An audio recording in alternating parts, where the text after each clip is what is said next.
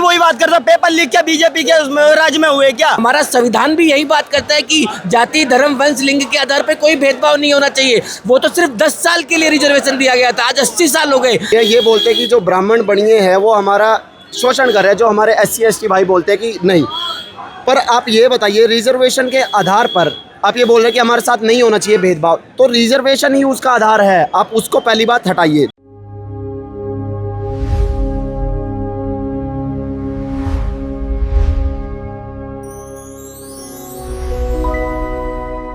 सरकार की भी तो गलतियां थी, पेपर लीक की समस्याएं लगातार आ रही है, तो ऐसे में कैसे कोई बच्चा सही से डॉक्टर बनता है? मैडम आप भी वही बात करते हैं, पेपर लीक क्या बीजेपी के राज्य में हुए क्या? सभी राज्य आप जाकर कवर करो, राजस्थान में जाओ। बीजेपी को सुधार के लिए तो लेकर आए थे, उस सरकार में पेपर लीक हुए तो अब सही होना चाहिए। मैडम इस सरकार में इस्तीफा हो गया ना, उस सरकार में इस्तीफा हुआ था क्या मैडम? फिर आप जाओ, अगर यहाँ पर प्रोटेस्ट उनके कार्यकाल में बीजेपी की पुलिस कमजोर है लाठी चलाने में, वरना ये होते तो ये कांग्रेस वाले होते तो ये तो गोलियां चलवा देते। आपने देखा ही होगा, चाहे सपा वाले हो या कांग्रेस वाले हो। आपसे आप स्कूल में पढ़े हो, स्कूल में सबसे बोला है सब सामान्य है, लेकिन तो जब कॉलेज हम जाएंगे तो कॉलेज में क्यों नहीं है ये चीज? मेरा एक सिंपल सा मानना है कि भारत आज आज़ादी के 80 साल बाद भी एक विकासशील देश है। हम विकसित भारत कब बनेंगे? हम श्रेष्ठ भारत की बात करते हैं, हम एक भारत की बात। तो जातिवाद खत्म कर दीजिए ना। जातिवाद कौन मना कर रहा है? खत्म करो ना उसका क्या। मैं एक सिंपल सी बात बोलना चाहता हूँ कि हमारा संविधान भी यही बात करता है कि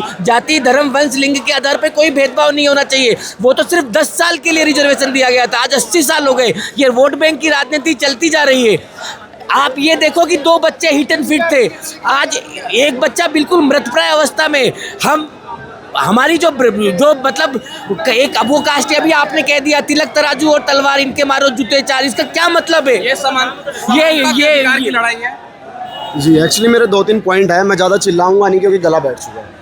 पहली बात, हम रिजर्वेशन की बात कर रहे हैं, रिजर्वेशन हटाओ ये आंदोलन है, तो किसी और के बारे में जो यहाँ बातें हो रही है वो बेफिजूल है, नहीं करनी चाहिए हमें, क्योंकि उससे जो दूसरी बिरादरी है वो खफा होंगी, जो कि हम चाहते नहीं है। हमारा ये पीसफुल प्रोटेस्ट है, इसको बिगाड़े मत, ये सबसे अनुरोध है। दूसरी बात, हाँ जी, दूसरी बात हम करते हैं कि रिजर्वेशन हटाओ की बात हो रही है, ये बोलते हैं कि जो ब्राह्मण बनिए हैं वो हमारा शोषण कर रहे हैं, जो हमारे SC ST भाई बोलते हैं कि नहीं।